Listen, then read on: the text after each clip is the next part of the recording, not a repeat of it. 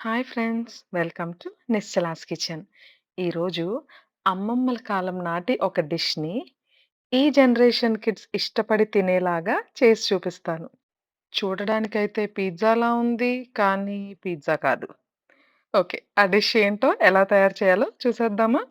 ఒక కప్ మినపప్పు, ఒక కప్ బియ్యం, ఒక కప్ సజ్జలు. ఈ మూడిటిని 3 అవర్స్ పాటు నానబెట్టి గ్రైండర్ ఆర్ మిక్సీలో వేసి పిండి రుబ్బుకోవాలి. ఒక 2 అవర్స్ పాటు పిండి ఫర్మెంట్ అయితే సరిపోతుంది.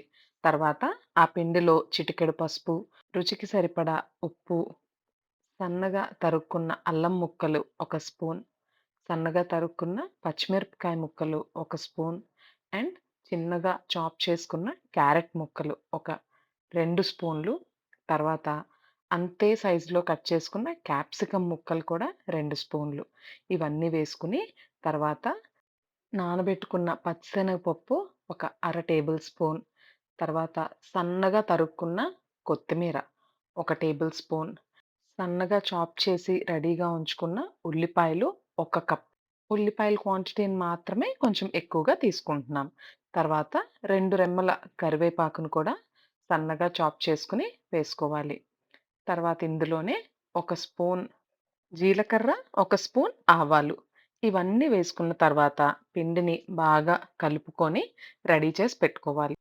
తర్వాత ఒక థిక్ బాటమ్ పాన్ తీసుకొని అందులో ఆయిలేసి పెనంలో అయినా వేసుకోవచ్చు. లేదంటే ఇలా నేను తీసుకుంటున్న విధంగా పాన్‌లో అయినా వేసుకోవచ్చు. పెనం బాగా వేడెక్కిన తర్వాత అందులో ఊతప్పంకి ఎలా అయితే వేసుకుంటామో అదే రీతిగా పిండిని వేసుకోవాలి. ఇది మరీ దోసలాగా సన్నగా, క్రిస్పీగా వేసుకుంటే బాగోదు. ఒక పెద్ద గరిటెడు పిండి వేసుకోండి సరిపోతుంది. ఈ డిష్‌కి మనం ఇంకా పేరు పెట్టలేదు కదూ! పిల్లలకి ఏదైనా డిష్ మీద ఒక ఇంట్రెస్ట్ కలగాలంటే దాని పేరు కూడా ప్రత్యేకంగానే ఉండాలండి. దీనికి మ్యాజిక్ పిజ్జా అని పేరు పెడదాం. సరే, పిజ్జా అంటే చీజ్ ఉండాలి కదా! మన మ్యాజిక్ పిజ్జా మీద చీజ్‌ని ఇలా స్క్రీన్‌లో చూపిస్తున్న విధంగా గ్రేట్ చేసుకోండి. ఇది సన్న మంటలో పెట్టుకొని ఎక్కువ సేపు కాల్చుకోవాలి. అప్పుడే ఆ క్రిస్పీ టెక్స్చర్ వచ్చి బావుంటుంది. ఇప్పుడు చీజ్ కూడా మెల్ట్ అయిపోయింది. దీన్ని ఇలా ఫ్లిప్ చేసుకొని రెండో వైపు కూడా కాల్చుకోవాలి. కొంచెం కొంచెం ఆయిల్ వేసుకుంటూ సిమ్‌లో పెట్టి చక్కగా రోస్టెడ్ అండ్ క్రిస్పీ టెక్స్చర్ వచ్చేంత వరకు దీన్ని కాల్చండి. అంతే, మన మ్యాజిక్ పిజ్జా రెడీ అయిపోతుంది. పిల్లలకి ఈ పేరు చెప్పి గాని ఈ డిష్‌ని సర్వ్ చేస్తే తప్పకుండా ఎంజాయ్ చేస్తారు.